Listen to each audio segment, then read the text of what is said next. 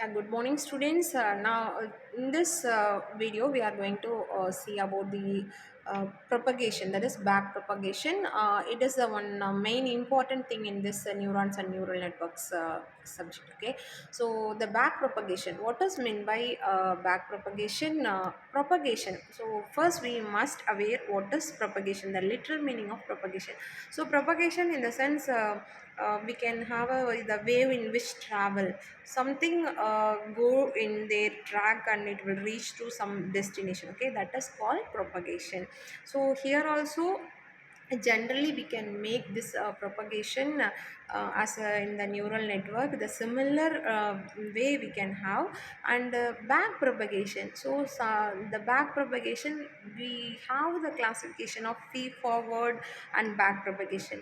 Today we will discuss about the back propagation.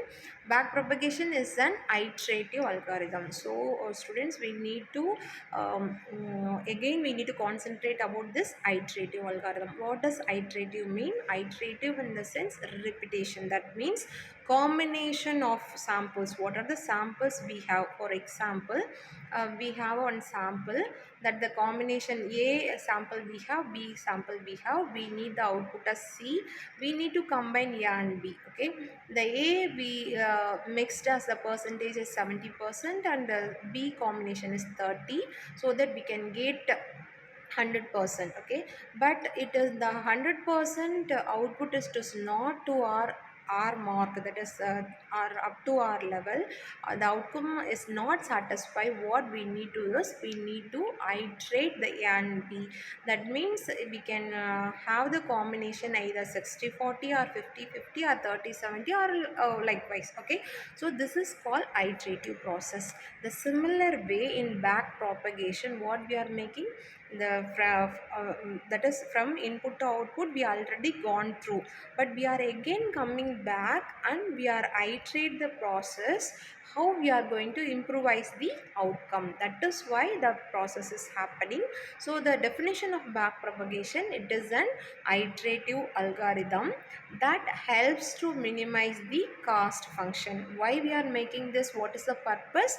To minimize the cost function by determining which weights and bias should be adjusted. So where we will adjust it, where we will make it in the part of weights and also bias.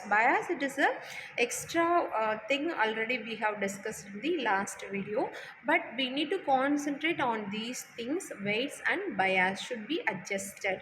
So while adjusting that, doing the iterative algorithm, automatically we can get the output. In the case we can also reduce the cost, minimize the cost. Okay, that calculates the error between the predicted output and the actual output for each training. Also, it propagates the error backwards through the network to update the weights of all the layer. This process is repeated until the network converges to a solution working forward pass, backward pass. So already, the detailed thing I already explained. This process is what it is repeated until the network converts to a solution. Up to getting our maximum target value, this process will be repeated. And we can see the image. You can see the image, can have the, I can zoom in the image here. And we have the input process and hidden layers. Okay, layer 1 and layer 2, and also adjustments of weights through the back propagation. So based upon our fixed target, we can have the adjustment what we already discussed. Either it may be in the weight space and the bias mode, we can adjust it and we can get it. Okay, so finally we can get the output layer and will process in the output. This is a simple illustration of how the back propagation works by adjustments of weights. And the next slide, advantages of back propagation. For what purpose we are making back propagation? The last slide itself we have how to minimize the cost function.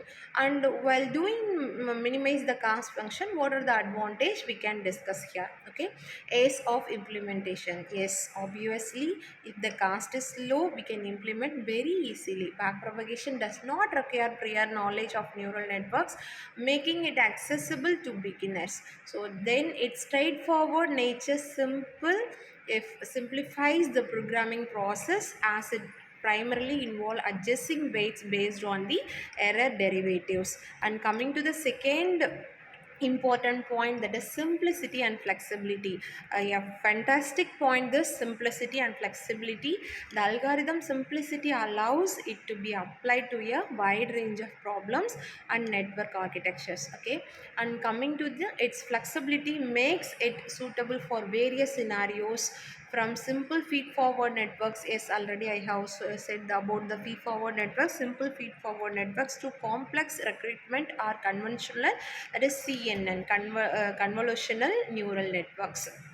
And coming to the third important point, that is efficiency, because whatever the network, we must must measure about the efficiency. For gives the efficiency as 100%, that network is paka. Okay, so the efficiency, back propagation accelerates the learning process by directly updating weight based on the calculator error derivatives. That means what? Using back propagation, we are doing the iterative process repeatedly, so that we are reaching our efficiency to the maximum level. Okay, so this efficiency is particularly where learning features of a function can be time consuming. So these are the main advantage of back propagation. And also we have two more points in the advantage, that is generalization.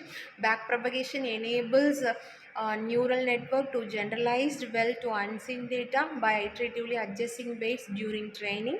This generalization ability is crucial for developing models that can make accurate predictions on new unseen examples.